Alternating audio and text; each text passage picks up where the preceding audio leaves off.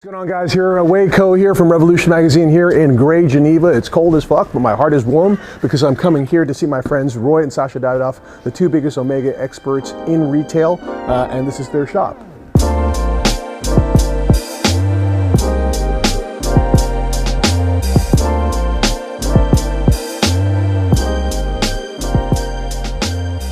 Guys, what's going on? Waco from Revolution and the Rake here with two of my favorite guys, and guys to me who are the greatest resource in the world for Omega Speedmaster knowledge, Sacha and Roy Davidoff. What's going on, Davidoff Brothers? How are you?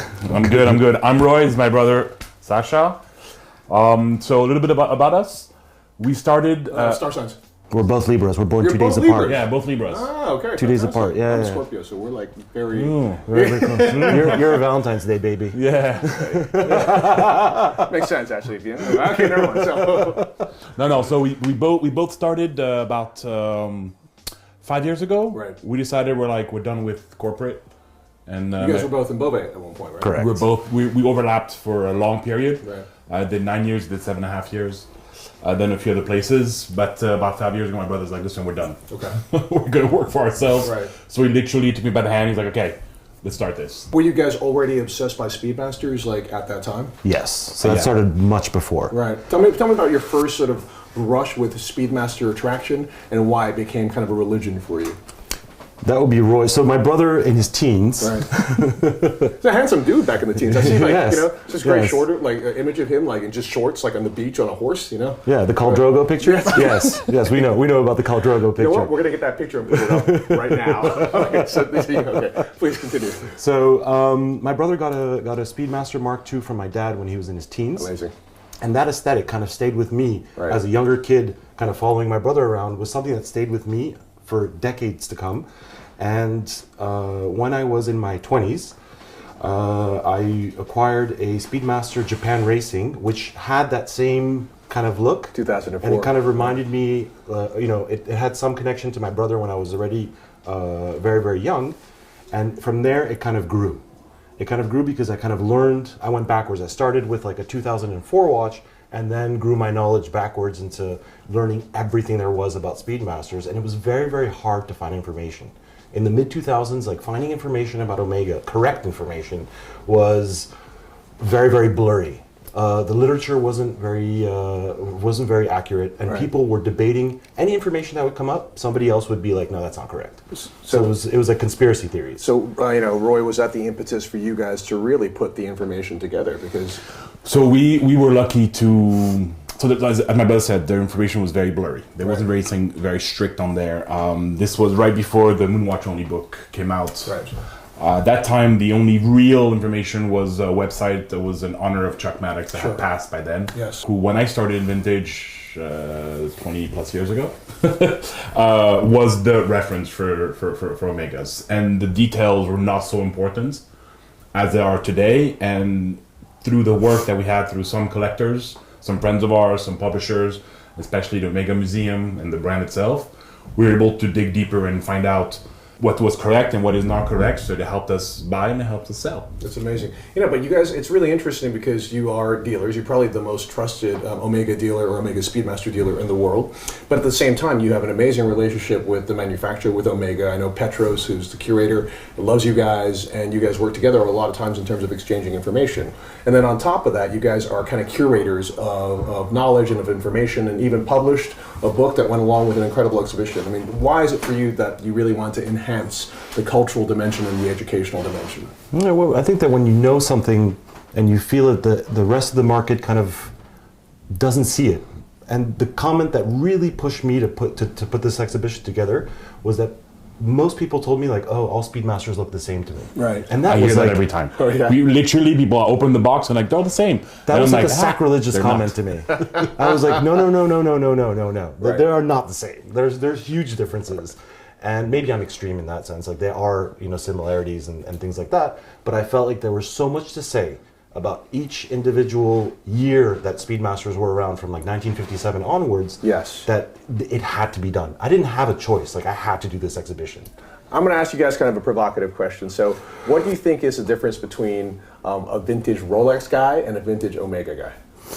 So I'm going to speak from my opinion, is that vintage Rolex guy has to trust the seller and has no choice. Vintage Omega can trust the seller and then can do his own homework and can contact the manufacturer and they can have archive information, and it's not just 10 guys' opinion, it's like hard printed facts. Yeah, I mean, that's one of the things that I love and respect so much about Omega today is that they will give you an extract from the archive.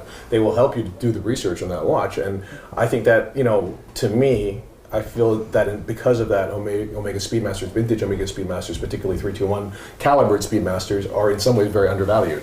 Which is back now. Yes. It's the coolest thing. 2019 Yeah, that's started really with a cool. bang. The coolest caliber is back. Yes. Yeah, I think on my end, I would say that the main difference between Rolex collectors that I meet, who are also very, very passionate, very, very knowledgeable, and the Omega collectors are more geeky.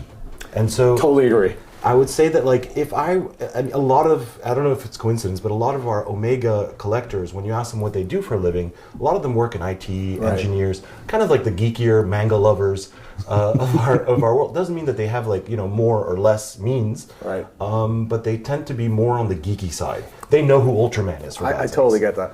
It's interesting too, because I think in order to enter into the world of vintage Speedmasters, you kind of almost have to educate yourself in an even more insular way and in a deeper way, because it's true, actually, superficially the watches look quite similar, and then once you start delving into that, there are some extraordinary sort of details that distinguish them. Whereas to me, obviously a 6542 looks completely distinct from 1675, which looks distinct from a Fat Lady, which looks distinct from a modern GMT. And the other thing that I always find is that the vintage Rolex guy, and excuse me, because I'm also a vintage Rolex guy. Sometimes it can be a little bit like, look what I got, Whereas the Speedmaster guy is always like, oh, that's so interesting. There's always this very genuine exchange of information, and without saying this as a global statement, slightly less ego involved. Yes. Well, because I think it's cooler when you own a really, really, really nice Rolex, which I do as well. Yes. It's more about owning it than it is about knowing every single detail about that Totally watch. agree. And so the Omega collector will be more interested about learning what's on your wrist and what's so special about that watch versus like, oh, props, dude. Exactly. that is kind of a props to you kind of culture, a little bit. Okay, so anyway, that thinks the perfect transition into, let's look at your personal collection of watches. So what's the first one that you like to show us there? Maybe the very first one on the box on the far left, which I believe is the very first Speedmaster. Correct. Yes, this is quite a beautiful 2915-2. I'll let Sacha. Okay, so when you start any Speedmaster discussion, you always start in 1957 with the launch of the Brodero Speedmaster 2915-1.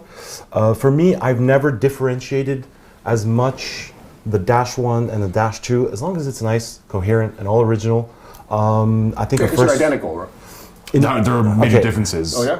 Rondos, ovalos, Okay. flat top 3, the not flat top Omega's here, the 3s. Omega's there, the bezel's like this, the serif, the non-serif, the flat Close, 3, not the close. Yeah. Sure. So again, sacrilegious to say that they're the same.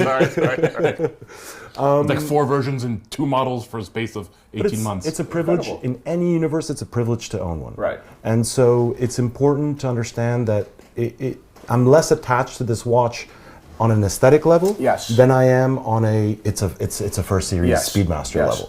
It's more of a historically important watch than I am personally like, oh my god, I love how this watch looks. Yeah, and those hands are so distinct, and And that it's is- it was the first watch to have a tachymeter bezel on the outside of the watch. Phenomenal. And it even changed twice over. Yes. Even before other brands had fixed bezels on the outer bezel. So we're gonna go to the last. Let me just pause you Yeah. for a second. When I met William Roberts, who's Mr. Speedmaster 101, he said Yeah. one of the things that he always looks out for on those watches is exactly that, is the bezel. bezel, because apparently they fade quite aggressively, and a lot of times there'll be these replacement ones that are made by someone in Germany. Apparently, how cautious do you have to be about that? Well, it's important because there's very little, again, for these early references, there's very little information which is widespread and understood. Yes. And even Moonwatch Only, between their first version and second version, tried to get more information.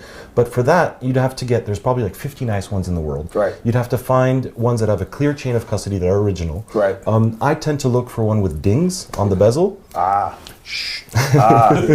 smart. No. And so Because this one has like a very noticeable dent right here. Yes. And I'm like, the guy who's going to be making the fake one isn't going to like throw it on the floor and dent it, you know, on Just purpose. giving him an idea. It's like, we must take all the bezels and throw them on the floor. No, what we did also is that we've done research with the museum and asked them Yes. specifically how was it made, and they told us all the technical data, right? Yeah. How the bezels were made. Right. So we know what to look out for. It was We a know- chemical printing versus a pantograph Oh, engraving, and they repeat it because they have it in their archives. They know exactly how the bezels were made, and it's not made the same way today. Amazing. There's measurements that we can take, which allow us to discover which are the fake ones, which are the correct ones, and And the also correct chain of custody also. yeah. So just where was the watch Yes, before? the provenance. You know, the provenance of the watch, which kind Yes. of helps a lot. So we're going to go from that to another 2915, but this first one that has a black bezel, although this particular bezel looks kind of a caramel color, if I'm not mistaken. Yeah, it's a dark chocolate Right. caramel. This is going to be probably my favorite straight lug because it's still a base. It's actually a base 1000. It has the alpha hands, Right. and the chocolate is so even Wow. that it makes you hungry. It's incredible. 2915-3. Okay. It's So the the last first- 2915, which is identical. We can transition straight to identical to 298-1, which have the exact same ovalos, straight hands, no lollipop, base 1000, and this is black bezel, black dial, perfect hands, perfect case. It's important to note that you'll notice in our collection we tend to have little pairs Yes. or two. So That makes sense. So we have a 2915-3 and Right. a 298-1, which are almost identical. Right. Base 1000 bezel, oval O, straight Yes. hand in the middle, long alpha hands. And so you kind of notice everywhere along the way there's a little bit of jealousy Yes. that says like, we need two. Yes. Yes. And they're complementary. And the they same are. way you One- guys are complementary. One is like ultra tropical, and the other one is like the exact opposite of the spectrum, being Yes. like a black dial, like very crisp, beautiful amber patina, Very but a cool. completely different spirit. Yes. Now this is a really cool watch. This is a 2998-1 as well, but it's a late one. So it's got a round O as opposed to an oval, which you were telling me that's the dial that should go with the lollipop hand when you find it on the -1. Is that right? Exactly. Correct. This one even has a more particular aesthetic with a pulsations bezel. Fantastic. Well, you know, which is good because I would imagine anyone that looks at this watch is going to have a very rapid heart rate. So you can like, Yeah, this watch every time amazing. collectors see it, they definitely this is the one that gets the most reaction. it's so cool. This is the watch where really, if you didn't believe in love at first sight before, you do now, because it was one that I couldn't sleep Yes. until it was in our collection, Yes. and that's how I knew we had to have it. Amazing. And we tend to. So you knew where it was, you knew who had it, and you were just it was like one. You know, if you decide to ever divest of that watch or move it to another, move into a different watch, we would like to have it. We have a waiting list. We have a- Yeah, so there's people waiting to buy this watch, which we've just kind of perpetually said like, no. Right. For us, it's a perpetual hunt Yes. to be able to source such beautiful pieces. And when we find one, we're like two little girls, you know, seeing like their favorite singer or whatever. We're like, oh my god, you know, and we're both like trying to stay calm, like okay. My brother gets on the plane and like flies to get it. Wow, amazing. That's got to be an amazing experience, like feeling that, to jump on a plane and be like, I'm on the way. And you're thinking about it the whole time, is it going to be in the condition that I really, you know, It's impossible to keep a straight face, and it's impossible to stay calm. And like they tell you the rules is like when you're looking at something you really want to buy, act like you don't care. But you're just like, wow. And he's like, and when the guy selling the watch is like, are you okay? You need a glass of water? You're like sweating profusely. That's so cool. And I'm like, I need this watch. I'm not gonna beat around the bush. Like I need this watch. We've had experience like this where a guy was offered a tenth of what we paid him, Right. what we offered him, Yeah. and on top of that, we still give him two other watches. We're like, we'll give you like two new watches from the shop. We don't care. Right. And the guy was like, that's the nicest thing that really. He was like, still today. He thanks I would have us. taken half. I would have taken half. No, but then the other thing too is if the guy, you know, and I like that. That's really cool of you guys to say as well. So even if the guy may not be an expert in Speedies, you're still going to offer him fair market value, Yeah. right? You know. I mean, Yeah. it's a small world. Yes. People then like it'll a come- month or 2 months later will like look on the internet and be like, Dude. hey. that was That's so not cool. cool. Yes. So what's the last one on that top row there? So this is a 2998-2. Yes. Lollipop as well. Yes. And it has, I'd say, the darker tropical. It's a vignette, so it's actually lighter in the center and then darker on the outside. as it Very goes nice. out. Yes. It has a blue bezel. Yes. It's aged that Oh way. wow. There. Yeah. Thank you. It's got a blue bezel. It's aged that way. and it has a little bit of a different configuration to the other lollipop before it. Yes. The hands are a bit different. The bezel being a base 1000 versus Yes. the pulsations, and it's the first one that we sold just before this exhibition Right. that I regretted. Right. Every single day since, Right. until I bought it back last year from the collector who bought it Amazing. for over double what he paid. Wow. When we sold it, double what we paid. And we're like, oh no. I can't believe we sold that. Yeah, and at the time that I sold it, he's like, "What do you think is a fair price for this?" And at the time that they were selling, we sold it at the price of a Daytona. Right. So I was like, "Well, if a Daytona is worth this much, it should be around the same price Right, as that." right. And he's like, "Let's do it." Okay. You know, and every few months that I kept in touch with this collector, afterwards he's like, "I got a good deal on that."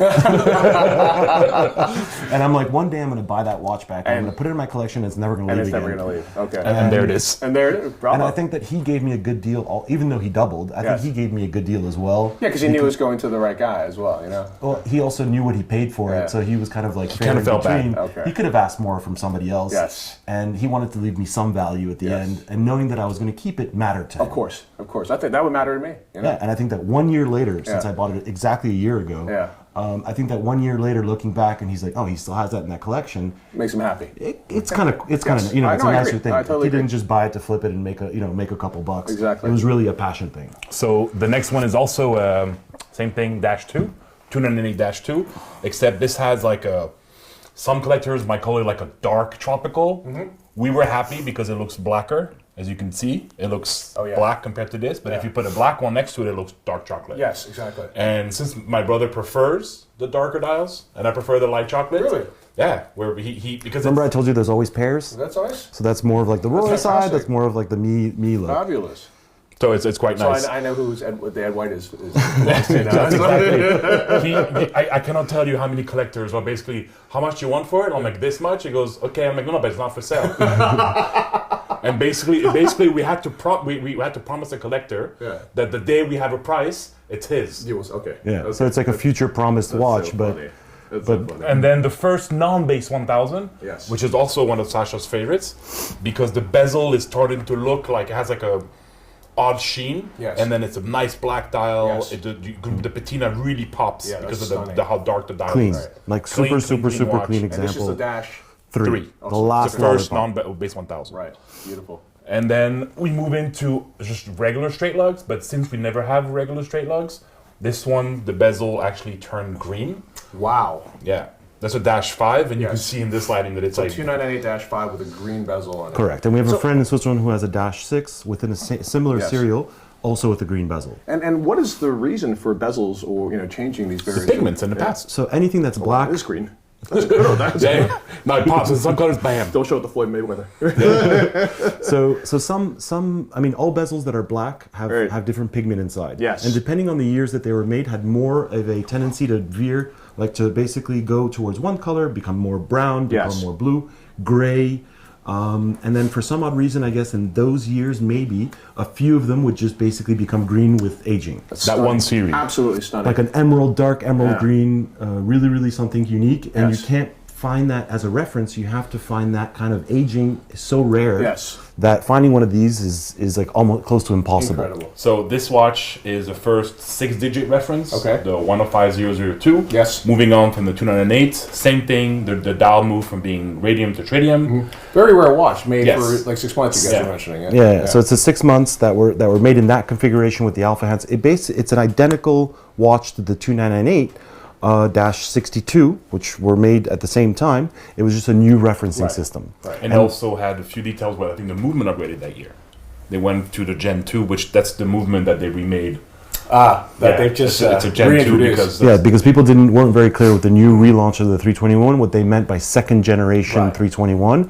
And it was in 1964, late 1963, that they introduced this new generation of Generation caliber 321. We can only tell them apart by one bridge, which is either asymmetrical or not. Right. And it's like a tiny little detail on the movement. But this marks the end of the first generation, actually. we leave the 298s and the straight lugs, and we go into the first lyre lug, which also comes with a Gray metallic dial. gray metallic dial. That's stunning. Again, the bezel faded to a nice gray. And again, you'll see the pairs. So you'll notice that we have always the rule of twos kind of everywhere. I see that, yes. That is And it's nice because this is the first straight lug. Right. Which I heard a funny story a couple of years ago when I met Jim Rogan from NASA with Petros. Jim was like, we tested the Speedmaster, but we had an issue with the case having no protection for the crown. Right. So we messaged Omega, and literally like a month later, we received the professional cases. And he was thinking, oh my God, that was so quick. Unbeknownst to him, it had already been in the works for a year or two. Something that most people don't know is actually the 105-12-63 predates the Ed White in terms of production. They started delivery on these in June 64. The first 50 were actually delivered to the ACP Automobile Club Peruano. Right. And they also had only Swiss made at the bottom, no T's. Right. And you will see that like over time, people will start understanding that and how rare that first 105-12-63 reference is, and how important it is because it's the first professional. You guys heard it here first. You know where to park your money. And this watch, imagine that we're talking before about, you mentioned before references of the GMT. Yes. Where you went through many iterations, but you have to think that there was Bakelite, Crown Guard, and then they went, Crown Guard, and then they went from the non-quickset movement to a quickset movement, and then they went to Sapphire, and then they went to ceramic. So they had like all these steps. Yes. This is basically a straight line till today's watch. Incredible. With like 3 details that changed. Yes. The movement, no applied on the dial, and then actually that's pretty much the loom. And the loom. Yeah, the loom is concurrent with the times. Yes. And let me ask you this: how rare are these like early gray dials? Less than a handful. Incredible. Like literally in that condition, I would less than a handful. Probably the only one I know of. I mean, in that kind of condition, Incredible. These didn't age well, and I think that's why they never really made it to the regular production. Oh, interesting. Okay. I think that they just couldn't keep the quality control even on all these dials as they could on the black dials. Yes. And they were trying to get out of their own aesthetic of like just these only black dials and try to adventure it a little bit. Yes. But every time that they would like venture out a little bit, they're like, oh, we can't keep the quality control. Forget it. Let's just go back to making our black dials. So you mentioned the Ed White. I believe you've got an Ed White right there. We have. This is probably one of my brother's favorite watches in the box. 10503. This is the Ed White. Yes. Not the Ed White. The same reference that he wore when he did the first American EVA in 1965. For some reason, the aesthetic of this watch completely like not talks to us, but yells at us. I love it. It's black bezel. Just everything about it is pure, and this is my favorite non-tropical watch that we have. Fantastic. Or non-special dial. Yeah. And Ed Whites, I actually feel are kind of undervalued. Not for long. Well, not after this video. Here it comes. Why do we have an Ed White in the collection, which seems kind of banal compared to all the craziness that we have? And in that one, it's the condition. It is by far the nicest Ed White that I've personally ever been able to find. Like absolutely unpolished, very, very cool provenance, delivered to the U.S. Military, probably bought on a military base privately, not an issued watch. But yet like a very, very honest example. And so it's funny because that watch, I mean, you can find Ed Whites, but finding them in that condition is what really makes it rare. Yes. Most of them kind of beat up, actually. Yes. Yeah. Okay, so we're going to go from there into the twisted lug watches. Well, I guess we went there initially, but we're going to go now into the 145-012s, which you guys were telling me that's the single biggest reference of Speedmasters during this period. 321s. Well, 321s, because it's the end of the 321 era. Yeah, the 145-012 was basically Omega factory saying, we're ending the 321 production. Yes. How many cases and what dials we have to basically, end this transition of 321s going out, being sold out into the market, and we can then properly launch the 861 caliber. And so you'll find a lot of like interesting things happening in 1968, like the Ultraman that you're wearing, like the racing that we're about to go over, and kind of like in a year where you have like all these Speedmasters going out, I think that on a commercial level, they were really trying to spice things up a bit, and get some numbers of like movements sold off, absolutely, so that they could make room for the 861. How many is the total? What do you think is the total production of 145-012s? Total is probably 25,000. So which is really big in comparison to the previous years. All previous references, I would say, are between 3,000 to 4,000 each. Yes. Meaning that there's like 300 to 400 of them in really, really good condition around today. Yes. Whereas you might have 2,500 14512s around, Yes. because I always take my 10% rule. Yes. But how many do you have with a red racing dial, for Yes. example? So can we take a look at that? Because that watch is insane. Before we quickly go, Yeah. one of the reasons also with the 321 boom so much is Yes. at that time Omega was like, oh, Ed White, we're going to use this image on all of our advertisements. Oh, okay. So that's when you see all the space advertisements, Right. where the American became a huge market. Yes. Mexico 68 became a huge market. Yes. And then everybody else in the world just followed. Right. It became like a sensational hit overnight. Incredible. People think that Omega planned the whole 861 moon landing and everything. They're not that powerful. I mean, they didn't like. Not we're psychic. we're going to launch this new movement, and They're you'll lucky, but see. not You'll psychic. see. NASA's going to land on the moon by the time we get it onto the market. This Although the wasn't. irony is, of course, all the watches that are approved by NASA, all 321 watches. Yes. Right? Yes, exactly. All the ones. Until- that- until What we 78, call the yes. moon watch today has Yes. never been to the moon. Yes. Yeah, I love that. This is more of a moon watch. It's a 321, 14512. There were some of them were issued to NASA. Yes. But so with this aesthetic, there's two configurations of the red racing. Yes. There's one with a professional Yes. and a printed logo. Yes. And there's one with an applied logo, no professional, Yes. and Swiss made, no T's at the bottom. Right. Remember what we were saying earlier? But both within 145012s, which is incredible, right? Absolutely, Which is and delivered around the same time. Yes, exactly. So this serial number is actually very similar to an Ultraman, Yes. and very similar to the non-professional dial. Yes. And it kind of explains what we were saying before. There's Yes. no T's at the bottom of the dial of the other one. Right. So it means that dial was probably made like way in before, advance, yes. then like shelved. Yes. And then in '68 they're like, what dials do we have in the back? Send it out. It's like get it out Send there. it out. It doesn't, People want something different. but it doesn't say professional on the dial. And they're like, well, we don't have any more Ed White cases, so just get it out there. And so yeah. And Also, so- but the thing is also, because like some of these watches have come up for auction. I think there was one, was it at Philips last year? But it was a little rough, like this is insane. I mean, the condition of this is. We traced the ownership to the seller's father. Yes. This is the one? Yes, the seller's father. I mean, I've never seen a racing dial watch in this kind of condition before. It could just be brand new. I mean, Yeah, an incredible watch. We sourced two of them last year, and the first one that we sold, we've actually had four of these. right. Only the professional. Yes. Never had the two lines. Never had the two lines, right. but that's on a personal sourcing thing. That this became my obsession of finding Really? these. We sourced the first one in Switzerland, Yes. locally. The second one came from Moonwatch only. Okay. The one that was in the book that we Yeah. sourced for collectors says like, can you find me this This watch? watch. And through the authors, they helped me kind of track it down. And along the way, I was like, I should have kept that one. Right. I should have kept that one. Yeah. Should have kept them all. And so Okay. after at the fourth one, this was the last one that we sourced, Yes. and I had been telling myself for 5 years, Yes. like I'm gonna keep one of these. Yes. I finally was like, this one's not going anywhere. No, That's because it. it's too good. Yeah, because you find them, and then one day You're not going to be able to find them anymore. they just are unfindable. Total number of the black racing. How many do you think were made? So there are today known about, let's say 15, Okay. like 7 of one, 8 of Non-professional, the other. eight professional. Right. I mean, how many were actually produced of these dials and encased? Yes. Knowing- It's probably like 10 and 10, let's say, or like let's say 15 and 15. Yes. But regardless, they are so rare Yes. that it's not even a discussion about how many were made or how many are Yes. around. It's like comparing. These it's are like, impossible. It's like comparing, Okay. Lemon or Legend.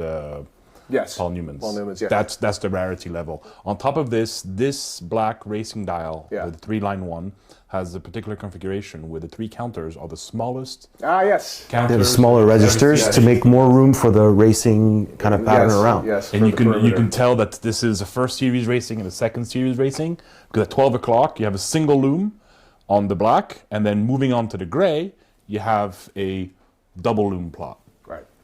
So let's go from the black racing now to the gray racing, which is also related to the watch that got everything started for you guys as well, which was Yes. his Mark II racing dial watch. Then my Japan racing, and then coming back to that. Now, but however, the dial that's on these watches is different from both the Mark II and also from the Japan racing that it's stepped, right? Whereas both of those dials are flat, correct? Correct. The Mark II is flatter. Flat, yes. There's actually no, the counters are not, I mean, it's really like a flat yes, dial. yes. This is probably one of my favorites, Yes. because this is the dial that I remember as literally as a kid. Yes. Except this is 100 times, nice pair. Except yours has your original chrono hands. Yes. Ours, unfortunately, at one time or another were replaced. Right.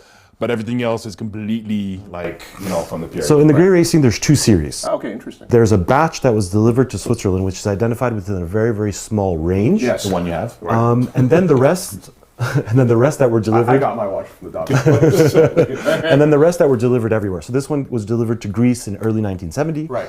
And although I think it's 100% correct, Yes. it doesn't fall within that batch. Right. And it's a little bit less, let's say, kind of like, collector, neurotic, everything has to fit into that small little range. But you were learning all the time, and you're discovering all these things. So what would you say are the total number of those watches in the two batches that was So I think 50 were delivered to Switzerland and 150 were made. Right.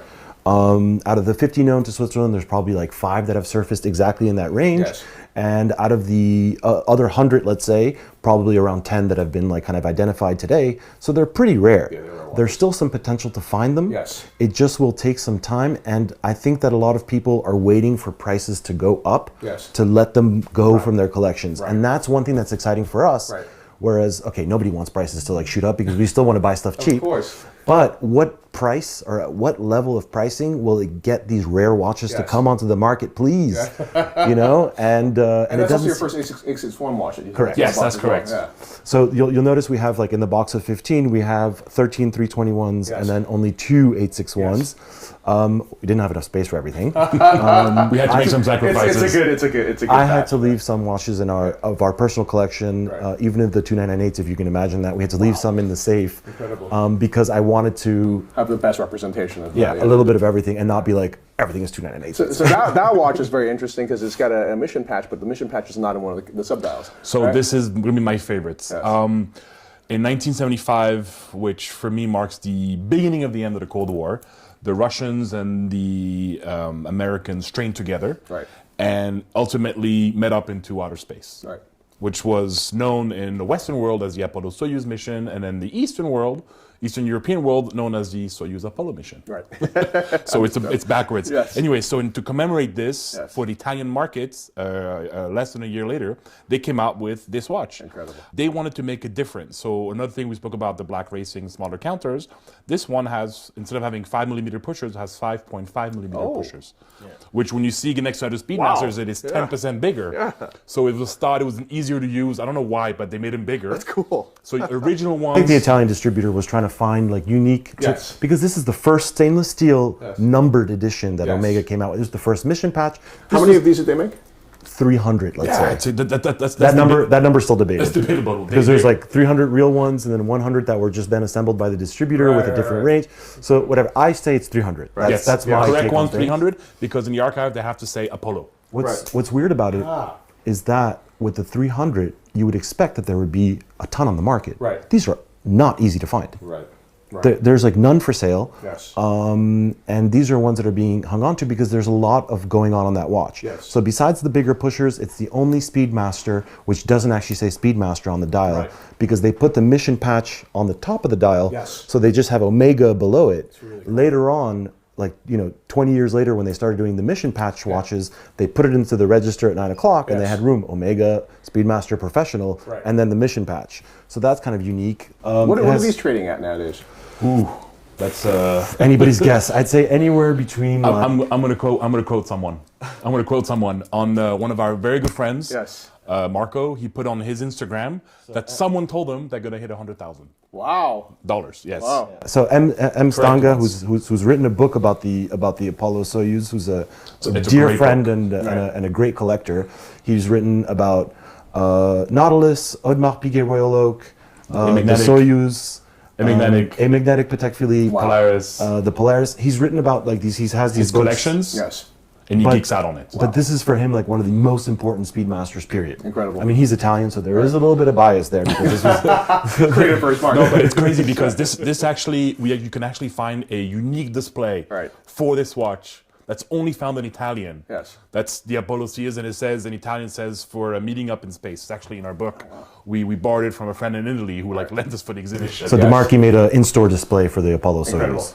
I notice also that you love not just vintage Omegas, but you also collect contemporary Speedmasters. I do. Yeah, that would be that's the Roy department. Well, because I said we were in Miami together. You're wearing your Ultraman, the new Speedy Tuesday Yeah, Ultraman, exactly. and then now you've got something really interesting on your wrist. Tell me about why you like that.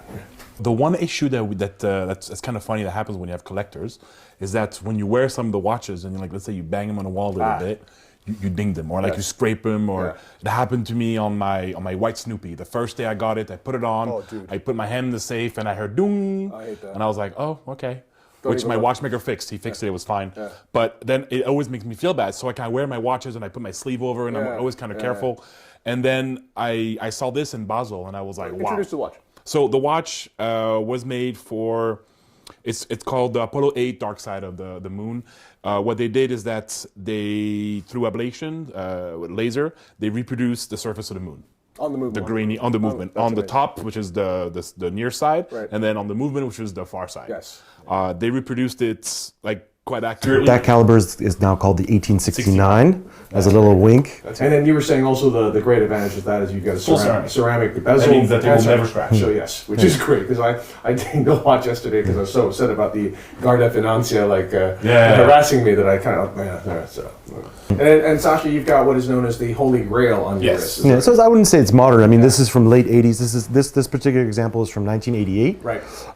The reason that I like this Speedmaster to wear sometimes is because most of the Speedmasters all have the same thickness and same kind of dimensions. Right. And since this one is automatic, it's on the Lemania 5100 base, it tends to be a bit fatter. You can see on the case side how kind of it has that extra thickness, and it also has what we call now the Holy Grail bracelet, which is the 145808. It looks kind of like a presidential bracelet. It's got these like very, very thick, like pronounced links. Yes. It's kind of like a macho watch. Yes. In a not so macho world, in terms of like vintage collecting, it's kind of like the macho watch that I kind of like enjoy wearing. And practical as well. You got day of the week, you've got date, you've got center minute counter. So it's got a 24-hour register so that when you're setting the date, it's kind of practical. So you know you're like 10 o'clock at night, not 10 o'clock in the morning, and you don't want that date to jump. Very cool. It does have a double quick set, yes. So that's kind of cool as well. And we forget in that world what an automatic watch even feels like. It's like you pick it up in the morning and you put it on your wrist and you go to work, and it's still running and you didn't forget to wind it. I mean, that's kind of the thing. I mean, although I love manual wind watches, me too. Because it reminds you once a day that you have to connect with There's your something watch. very practical about having an automatic watch. But you know, let's there's a little guilty pleasure there. Okay, last two questions for you guys. Question number one, because I'm sure everyone out there is going to want to know this from your perspective. What for you today is undervalued and great watch to put some money into if you're a guy getting into vintage? So if you're getting into vintage now, and you don't want to have to spend let's say like around $10,000 to $20,000. Like oh wow, okay. So for well below that, okay, that was the question. So for well below that, I think that the way to start is always at the end. Okay. And so we consider vintage. We used to consider vintage was anything that was like 30 plus years old. But as time moves forward in the limited supply of like 60s and 70s watches, we consider that the end of tritium, 1997, 1998, is really where vintage kind of stops. Our cutoff. Because vintage is also an aesthetic. Right. It's a tritium loom that kind of turns creamy. Oh, nice. It's the word patina even that you associate with vintage. If you can't get the patina, I mean, it kind of loses kind of its vintage allure. And I would say that like a really nice condition 90s Speedy moonwatch with the acrylic crystal, the tritium, indexes is really kind of the start where you can start from there, because you can't go super right. It's not going to like quadruple in value either, but you're also not going to go super wrong. And it's a very emotional watch. It's got all that kind of vintage allure to it with that patina. And what kind of money are you talking about? Let's say they start around for a very nice one between $4,000 to $6,000. Okay, so that's a nice jumping off point as well. Yeah, you're still there. I mean, and these are becoming more and more rare because there's no more tritium going into the market. So what makes it collectible is the fact that it's in excellent condition. Yes. It has something that cannot be produced today that they don't have at the after-sale service department anymore. Right. And that's what makes something kind of collectible is the fact that they're becoming rare and rare and that they're in collectible condition. And so it's funny because we don't look at 90 Speedies as like collectible yet. But they will be. Yes, I totally agree. People who want to start a collection, it's a great place to start. And it's cool is that a lot of them still have box and papers. Amazing.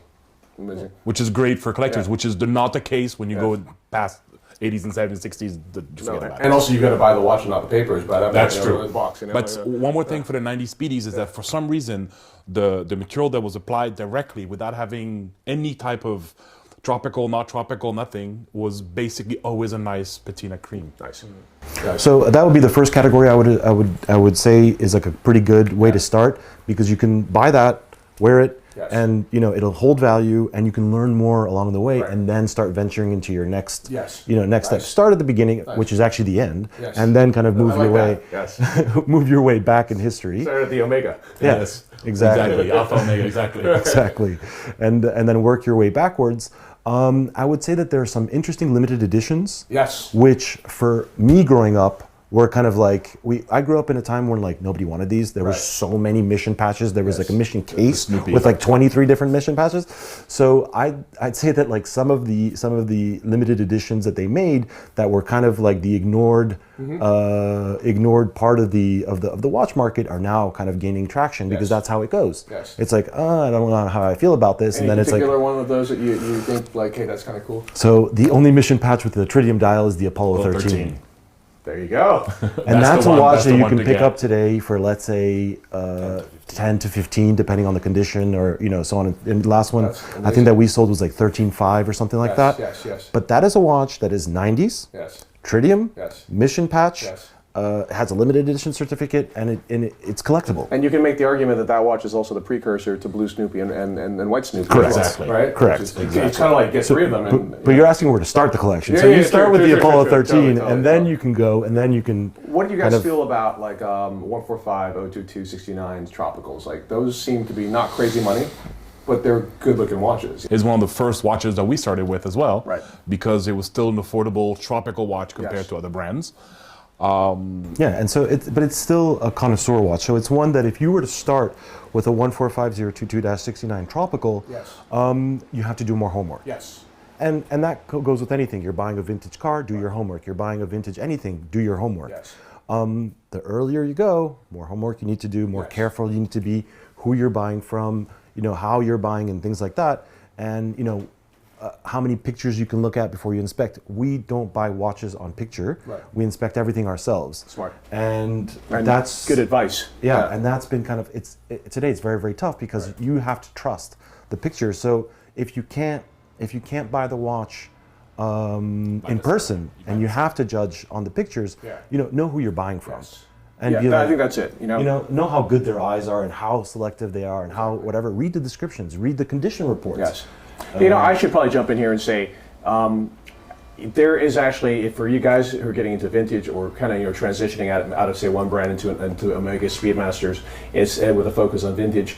You guys, it's so important to just work with someone that is really established and really trustworthy. And there's actually not a huge amount of those dudes. I think these guys are clearly the reference. In New York, I would probably say Analog Shift are a good bunch of guys as well. But they all kind of know each other. And so you'll do a bit of research into the community, or just message me on Instagram, and I'll tell you to go buy a watch from. Right? Yeah, and so it's not really always about who you're buying from. Yeah. It's what that person also has. That I don't have every reference of everything at the time that somebody wants it, and so I can always acknowledge, like, hey, you should buy that watch. That's a good watch. It's a fair price. And I answer. People are actually pretty surprised about how they message me on the Davidoff Brothers Instagram, and they're like, I appreciate that you're like kind of giving me advice about another guy's watch. Yes. And I'm like, I don't have one. Yeah. What do you want? It's a good watch. And also the day that someone, let's say they traded into us, we're like, oh yeah, we told you it was good, we'll buy it. Yes. Or like the guy from trading goes, we told you it was no good. We didn't say we won't talk about it, because we don't want to buy it. Right. Exactly.